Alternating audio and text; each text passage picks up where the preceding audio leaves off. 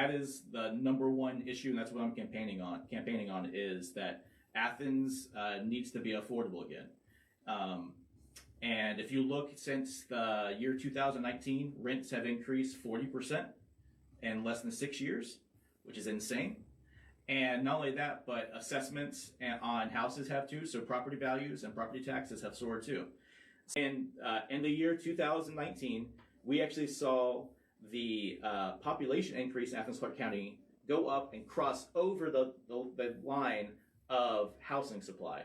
The amount of housing we were building dropped while the population started increasing and going up and up and up. Another big part is UGA keeps on bringing in undergrads here, but they have not kept up with building student housing for that.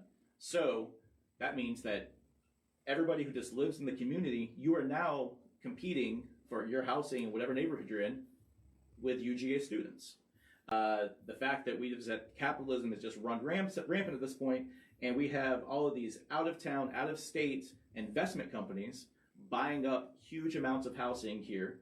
The largest landlord in Athens Clarke County is Prosperity Capital Partners, based out of St. Petersburg, Florida.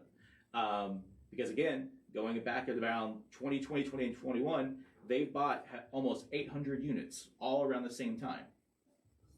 And jacked the rents up really quickly at the same time, which of course didn't just impact their units, it impacted everywhere, because all of a sudden you just kind of messed up the whole market in Athens Clarke County. So rents went up everywhere. So we need to be building more housing for one thing. We need to be building more affordable housing, which means that we're going to have to be subsidizing that housing somehow.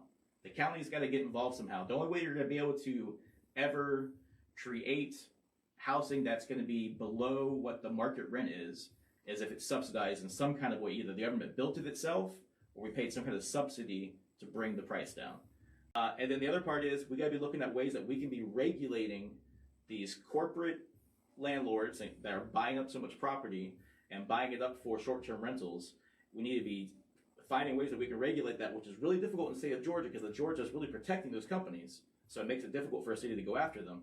But we need to be finding ways that we can do that so that we can instead save that housing for people who live here and people who work here who need a place to live year in and year out.